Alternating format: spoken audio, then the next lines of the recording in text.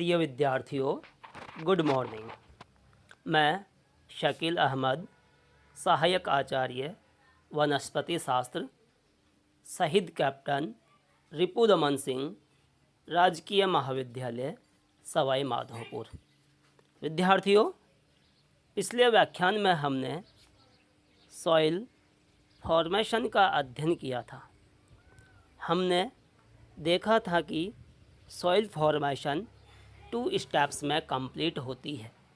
First step था weathering और second step था पीडोजेनेसिस। तो आज हम इस व्याख्यान में पीडोजेनेसिस यानी मृदा जनन का अध्ययन करेंगे। जो पेरेंटल रॉक थी उसके वेदरिंग की क्रिया से मिनरल पार्टिकल्स का निर्माण हुआ था। इन मिनरल पार्टिकल से मृदा के निर्माण की क्रिया पीडोजेनेसिस कहलाती है। पीडोजेनेसिस को सॉइल डेवलपमेंट के नाम से भी जाना जाता है।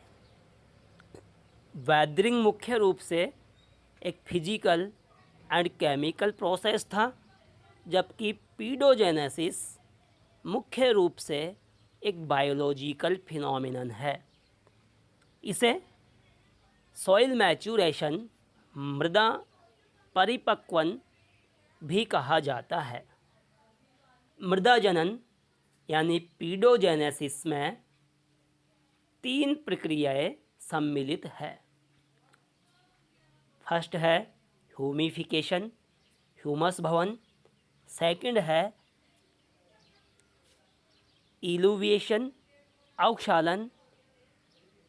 थर्ड है इलुविएशन, संपोहन। तो पहली क्रिया है ह्यूमिफिकेशन, ह्यूमस का निर्माण। प्लांट और एनिमल्स के जो वेस्ट मटेरियल है और उनके जो डेड ऑर्गेनिक बॉडीज है उन पर माइक्रोब्स के द्वारा डिकम्पोजिशन होता है, जिसके फलस्वरूप एक कोलोइडी मटेरियल का निर्माण होता है। यह कोलोइडी मटेरियल ही ह्यूमस कहलाता है। ह्यूमस के निर्माण की क्रिया ह्यूमिफिकेशन कहलाती है। ह्यूमस मृदा को सरंध्र कर देता है, छिद्र युक्त कर देता है। मृदा में छिद्रों का निर्माण हो जाने से मृदा के अंदर वायु आसानी से प्रवेश कर जाती है और जल भी आसानी से प्रवेश कर जाता है। यानी कि जो सॉइल है उसका एरेशन और हाइड्रेशन बढ़ जाता है। ह्यूमस में उपस्थित कोलोइडी कण अपनी सरफेस पर मिनरल पार्टिकल्स को एब्जॉर्ब्ड कर लेते हैं, जिससे ये आसानी से प्लांट्स के लिए अवेलेबल हो जाते हैं। सेकंड है अवक्षालन या एलुविएशन। मृदा की जो ऊपरी सतह है उसमें विद्यमान पदार्थों का जल के साथ घुल करके मृदा के जो निचले लेयर्स है, निचले जो हॉरिजॉन्स है, उनमें पहुंचना अवक्षालन कहलाता है। Leaching of soil materials from upper surface of soil to lower horizon is called eluviation. Third step है इलुविएशन या संपोहन। मृदा की अपर हॉरिजॉन से अवक्षालित पदार्थों का मृदा के निचले हॉरिजॉन में जमा हो जाना संपोहन कहलाता है। अवक्षालन और संपोहन की क्रिया साथ साथ चलती है और इन दोनों क्रियाओं के कारण कार्बनिक पदार्थ और कई सारे जो सोल्यूबल यौगिक है वो मृदा के निचले हॉरिजॉन्स में पहुंचकर मृदा को फर्टाइल बनाते हैं।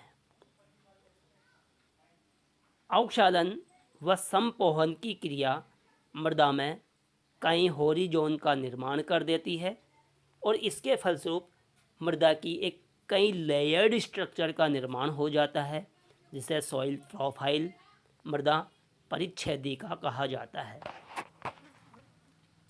जो पेरेंटल रॉक है उस पर वेदरिंग की क्रिया हुई, जिससे स्मॉल रॉक पार्टिकल्स का निर्माण हुआ, जिन्हें रेगोलिथ कहा जाता है। इन जो स्मॉल रॉक पार्टिकल्स है, इन पर पीडोजेनेसिस की क्रिया हुई और जिसके फलस्वरूप किसका निर्माण हो गया? सॉइल का निर्माण हो गया।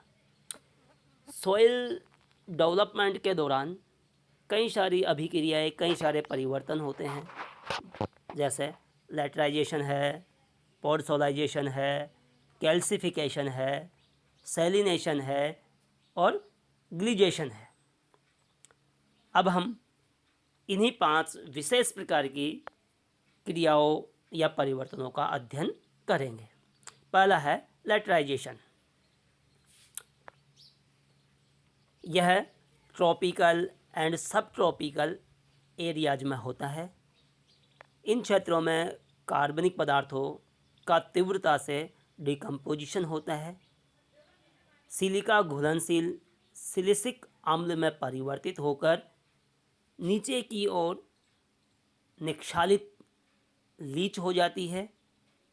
एल्यूमिनियम और लोहे के ऑक्साइडों का रिसाव न हो पाने के कारण ये मृदा के ऊपरी लेयर्स में बचे रह जाते हैं।